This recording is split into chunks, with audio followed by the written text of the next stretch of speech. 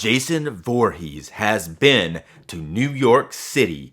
The next logical place, of course, was hell.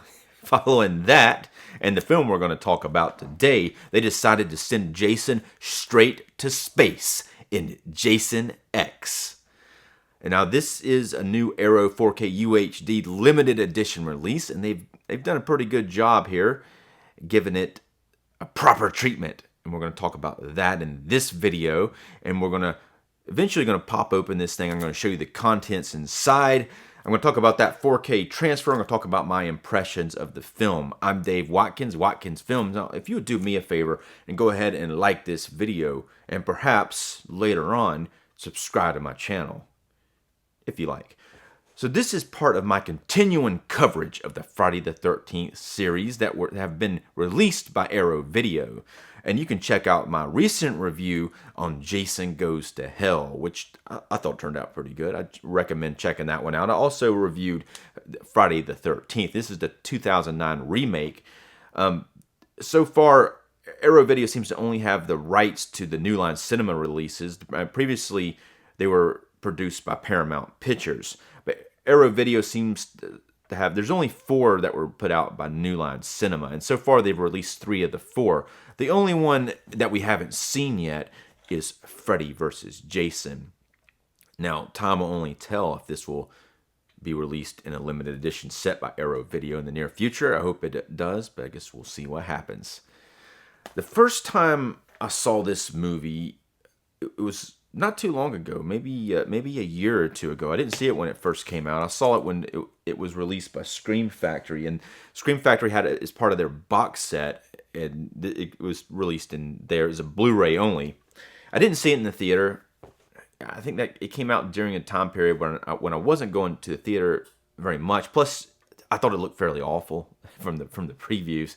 I did see the 2009 one in the theater. This one, Jason X, it was a 2001 film, and I don't know, I thought, like, just thinking about it, the whole thing just sounded ridiculous in a way. It also looked a little sci-fi channel-ish to me, thinking about it, and I figured this is like when CGI was really kind of starting to kick in, and I was like, it's going to have some terrible CGI in it, and I really don't want to see it. I think that was kind of where my mindset was.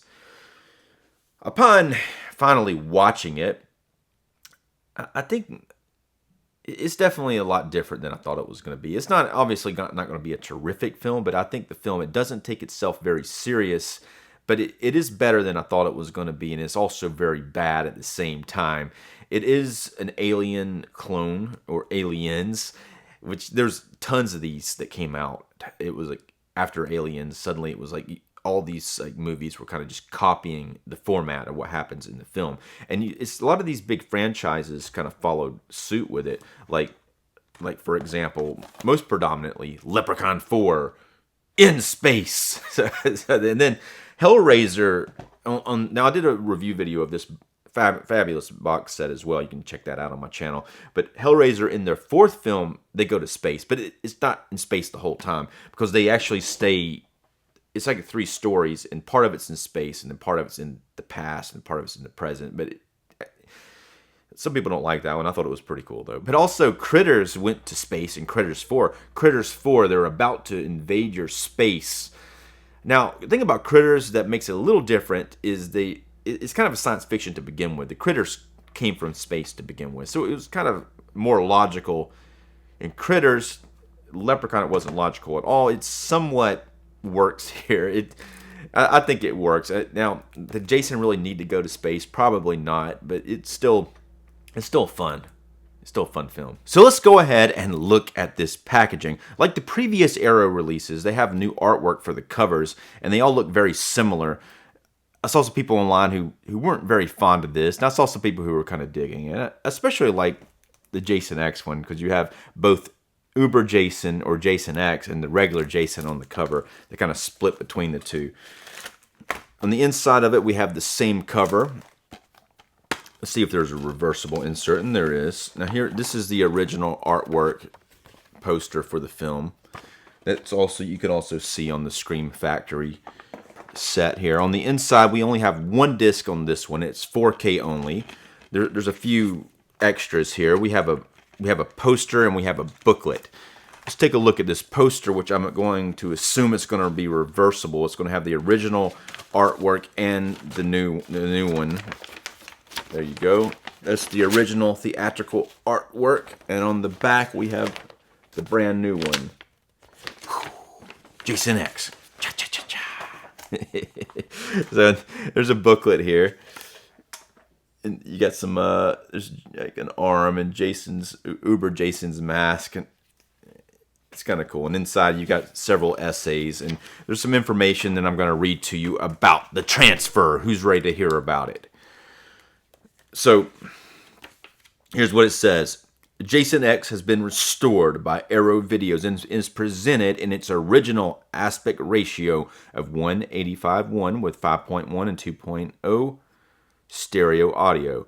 The film is presented in 4K resolution in HDR and Dolby Vision. The 35mm camera negative was scanned in 4K/16-bit resolution at Warner Brothers Motion Picture Imaging. The film was restored in 4K resolution, and this is important here, and color graded at Duplatech. All materials sourced for this new master were made available by Warner Brothers. So it does have a new grading, and it has a new 4K transfer. I took a look at it compared to the Scream Factory Blu-ray, and it looks a lot better. Now, the Blu-ray here from Scream Factory, what was part of their set, this does look really good, especially compared to some of the scenes from Jason Goes to Hell on their set. But it looks pretty good, but you can tell when you look at this one that this is significantly better on the transfer. You know, for one thing, you got the 4K, which has HDR, high dynamic range, and you can see that it adds a lot of different colors and more natural looking colors, especially to people's faces and the skin tones. They look really great throughout. There is more detail, of course, and you can see this, especially in the wider shots, and even in the closer shots on the faces of people, you can see a lot more detail on faces and a lot more texture and things of that nature. There is a lot of, this is a science fiction film. There's a lot of set deck here that it looks like a spaceship. Most of it is on a spaceship. There's a part at the beginning that's not, and it takes place on Earth, and then Earth in the future. Most of this film takes place about 440 years, I think, in the future on a spaceship where everyone on there's being stalked by Jason. But what happens actually in the film is at the beginning of it, Jason, they've called him some kind of government facility. They've called him and they're trying to do tests on him. They've been trying to kill him, but then they decide, okay, we're not going to be able to kill him, so we need to freeze him. And there's a pretty cool cameo by David Cronenberg. He pops in there, and he's like, no, we're not going to freeze him. We want to do more tests because, I mean, this is a guy that we can't kill. We got to figure out why you can't kill him. Now, that's when the main character, played by Lexa Doig, I think that's how you pronounce her name.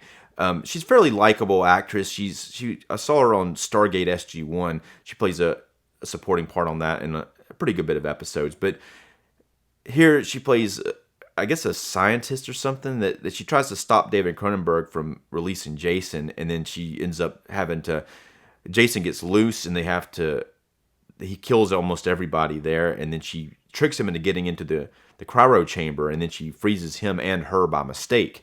And in the future, like 440 years later, a group of students from Earth 2, Earth's inhabitable now, and they come to Earth for a field trip, and then they find this chamber, and they get Jason and her, and they bring them back to their ship, and they have new nanotechnology, and she got stabbed by Jason, and she was about to die, but they're able to revive her and heal her with the nanotechnology. Now, they think Jason's dead. They're not going to try to fix him, but of course he's not dead, and he comes to life and starts wreaking havoc on the ship. And that's kind of the setup for the film, and there's a lot of, what's interesting about the film, I think, is there's a lot of supporting characters in here that are a lot more interesting than you would think. As a matter of fact, a lot of them are more interesting than the main character. Now, the main character having come from the past to the future in a way, almost like not necessarily time travel, but in a way that she's not able to contribute that much to help anything that happens, unfortunately. She tries to talk to some douchebag who's in charge, and he's real more like concerned about making money off of Jason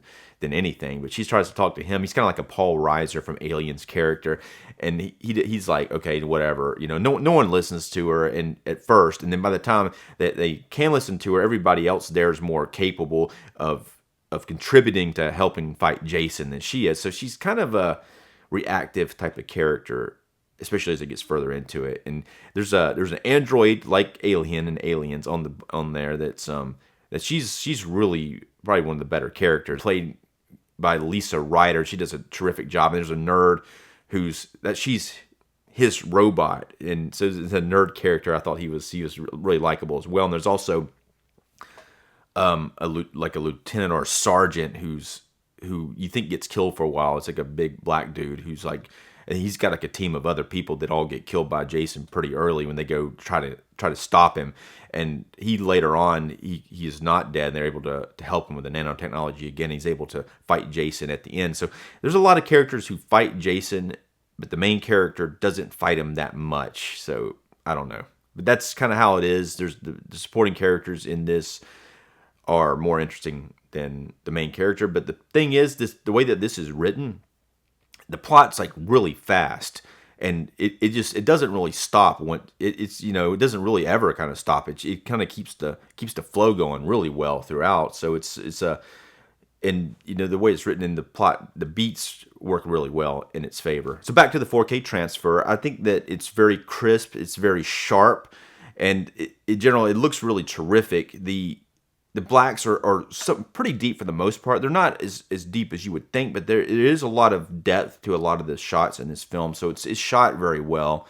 What's interesting though is that like I was saying before, when I was worried about it, there is some early CGI in the film, but it doesn't look that bad to me, or maybe I've just gotten used to seeing CGI. But even like the outside space shots, I thought they looked pretty cool, and the design of their little space pods, I think it's a pretty tight look there. And there's a space station that looks pretty solid.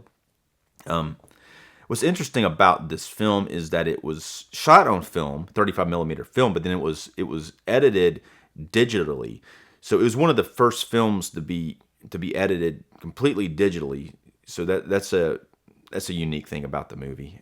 And as far as the film look of it, you can see the film grain, but it's not like a wall of film grain. It's not distracting. It's there a little bit, but it's mostly fairly clean. So I'm going to throw up a few stills here to kind of show you the difference in quality between the Blu-ray and this new 4K release. Now here's one from the Scream Factory Blu-ray here. Here's a shot of Jason earlier in the film, and here is the shot from the 4K. Here's a shot of the main character Rowan being frozen. Here's the Blu-ray, and here is the 4K. Now here's an exterior shot of the space pod I was talking about earlier. Now see how it looks pretty cool, right? Now here is the Blu-ray, and here is the 4K. Here's another example. A cool depth of field in these shots. Here's the Blu-ray, there's the 4K. Now here's a shot I thought that looked fairly red in both cuts. I wanted to show you the difference, and just a little bit difference in the skin tone. Here's the Blu-ray, and here's the 4K. Now you can't really see a lot of difference in it through these stills, but if you're watching it on the TV, you see that HDR, the high dynamic range, just kicking in and kicking it. All right, now I'm going to show you something pretty cool. Now at the end of the film, the android character does most of the fighting. She's awesome in this when she fights Jason, blows his head off, destroys him, and you think he's dead. You know he's not dead, but you think he's dead for a minute because there's still 15 minutes left in the film. But there's all kinds of crazy stuff going on the spaceship anyway. But there's nanobots there, and then they interact with his body and they bring him back, and it's like, and he comes back up and he looks like, here's the way he looks like this, but he's I guess you call it Uber Jason or Jason X, and that's he's not in the film enough, but it's a really cool moment when it happens, and I really like this design. Really, there's some fairly dynamic shots in this film, and I think the set design and even like the wardrobe choices for the characters and things of that nature, I think it's fun that they have the characters being students for the most part, kind of on a field trip, even though they have some army people on the ship as well, and some other people who are crew members. But I think this is fun. It kind of brings that back to the Crystal Lake aspect of Friday the 13th. I know New Line wanted to get away from the camp thing, and they kind of pretty much did in They didn't stay in the camp for very long in any of the films. They maybe kind of alluded to it, but they were really trying to get away from that. And I understand, even with the 8th one, they're like, I guess the writers were just tired of writing these camp things, but the audience were not tired of watching it. But I think they were just tired of making the same movie in the camp over and over again. It would be nice to see the camp again, and I think that the camp is you almost have to have it in there for it to feel like a Friday the 13th film. Now, there are a ton of bonus features also included in this disc. I don't see a lot of new ones other than there's an audio commentary with film historians. Other than that, there's not like a lot of new special features, but there is a lot of special features on the disc itself. And before I go into rating the film, I do want to talk a little bit about the kills. Now, there are a few pretty cool kills in this film, though it does keep it, for the most part, not too graphic. Now, there's one of the better kills of the Friday the 13th series that happens fairly early in the film. There's a student, and she's doing this autopsy or something like that on Jason, and he wakes up, and there's this sink full of liquid nitrogen for some reason. But he takes her and he shoves her face into it, and it kind of freezes her face, and he takes her like this and he slams her head on the table, and her face just like goes everywhere. He brings it back and her face is gone. It's like he drops her. It's gruesome, and it's one of the best kills in the series. But other than that, I mean, some people get killed, but it's never like as clever or as awesome as that. But there's one douchebag on here who's, like I was saying before, he's like kind of the Paul Reiser character from the original Aliens, or Alien, the sequel. But he comes up behind that guy, and he's about to kill him, and it cuts away, and you hear him screaming, and it's like, of all the characters who need to be seen getting slaughtered gruesomely on in front of the camera, that was the one you needed to see. You do see his head later, so you know that he's dead for sure, But yeah, that was a missed opportunity. So let's go ahead and rate this on a scale from 1 to 5, with 1 being the lowest and 5 being the highest. I'm going to give Jason X, I'm going to give this film 3.5 stars. Now, this film, yes, it is ridiculous, but it knows it's ridiculous, and it's a lot of fun. A lot of people don't like Jason Goes to Hell. And some people consider this to be the worst Friday the 13th. Now, I do like Jason Goes to Hell. I think I like it better than Jason X, but I do think that Jason X does warrant a watch, and it is a really fun part of the series. Now, as far as what Arrow Video has done here, I'm going to give them 4.5 stars. This is a fantastic release that they've given a film that probably, arguably, may not have deserved such a fantastic treatment, but they've given it the red carpet treatment here. Now, I think one of the bigger questions is, if you already have the Scream Factory release, is this worth a double dip?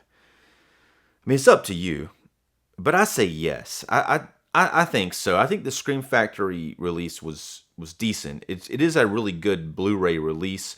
I thought it looked fairly solid, the release did, but looking at the picture quality between this and that one, this one it does have the 4K HDR on it, so I think it looks a lot better. And also, you have this limited edition packaging if you're a collector.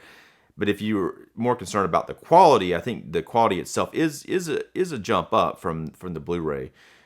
Anyway, let me know what you think in the comment section below, if you're going to double dip on this thing, or what you think about Jason X. And if you want to check out some of my other videos on my channel, I've got a bunch of other movies I reviewed, including the other Friday the 13th put out by Arrow so far. And if you would do me even a bigger favor, go ahead and like this video and subscribe to my channel. I'm Dave Watkins. Thanks for watching.